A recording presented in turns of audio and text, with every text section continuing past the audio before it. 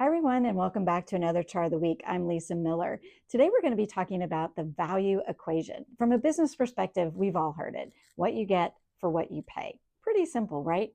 Well, the consumer makes it even more simple than that.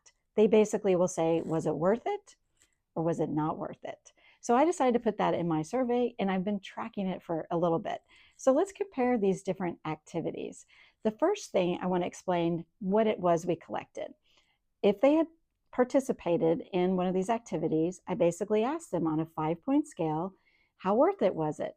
Definitely worth it to not at all worth it. 5 on a 5-point scale all the way to 1. The data I'm showing here is actually the 5.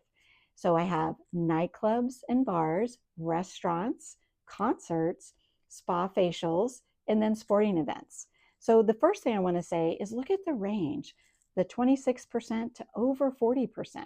So even though a sporting event actually might be significantly more money, the worth it scores, 5 on a 5-point scale, are much higher.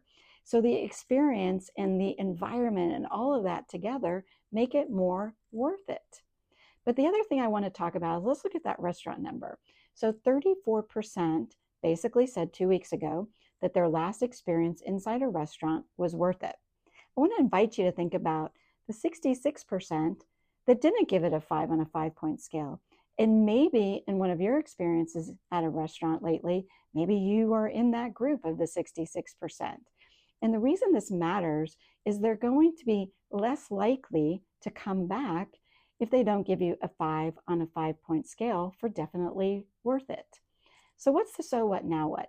First of all, I encourage everybody to put this question in your surveys because I think it's very enlightening and more informative than the traditional value for the money score. The second is when you're thinking about value in your day-to-day discussions, are you talking enough about the overall value to make the experience worth it? Or are you just talking about the products and features, a bundle deal, a promotion, an LTO? And what are you really thinking about on the broader experience? It's a missed opportunity. Lastly, coming out of the pandemic, and we're almost at that 5-year mark, we still have to remind consumers why they fell in love with your brand in the first place. We have to grow the business, but we can't forget about growing the brand. And at the end of the day, it's growing the brand that will make it worth it in the end for the consumers. Well, I hope you enjoyed this. And until next time, thank you.